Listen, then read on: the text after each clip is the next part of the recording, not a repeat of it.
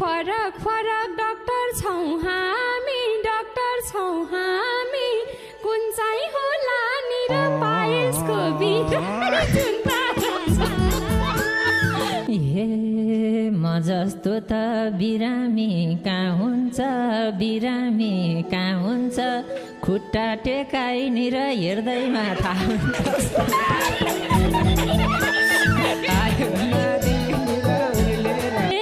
के नाम तिम्रो टिप्छु म यता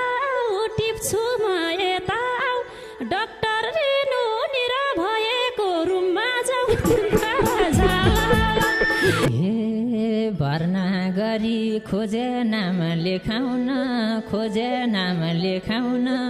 बिरामी बन्छ नि र नर्सलाई त देखाउन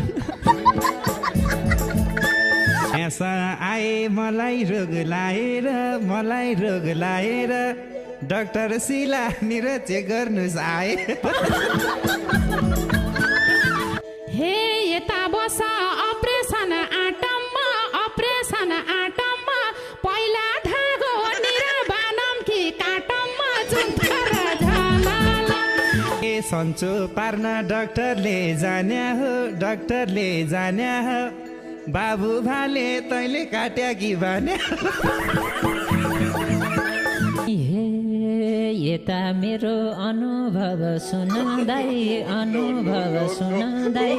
यस्तो बेला निर हाँस्नलाई हुन्न हे केही नसोच मन ढुक्क गराउ चिरफार गर्दा दुख्दैन पक्कै दुईटै हातले छेक्छौदै सुई लाउँदा चाहिँ मेरो बाउको भेदेछ हे दबाई दिनुस् केही मेसो पाउँदिन डाक्टर सिला सुन्नुस् म त सुई लाउँदिन ए दबाई द्या हो दबाईले छुँदैन तिम्रो पायल्स बाबु नकाठी हुँदैन हे यही रोगले जेन जानी डर्छ दाइ चुरोट पनि निर छोड्नलाई पर्छ हे अपरेसनलाई हिम्मत जुटम डाक्टर रेनु हजुर भन्नुहोस् त कासु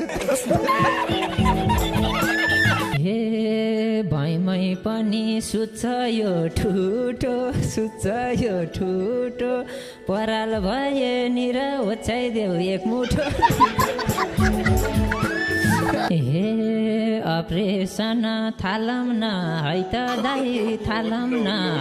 दाइ भाउजूले थ्यौ निर कुर्नलाई खै त ए भाउजू पनि घिनाउने भई बाबु डाक्टरहरूको निर छेउतिर गए बाबु हे मागे पैसा खनखन्ती गन्देछु म चाहिँ कुर्न निर सक्दिन भन्दै सुन्यौ होला डाक्टरको कुरो त हेर्नै हुन्न निर हुकार सुरो ए डाक्टर सिला के खानी थाहा छैन मेरो दिशा अझै पातलो भएको छ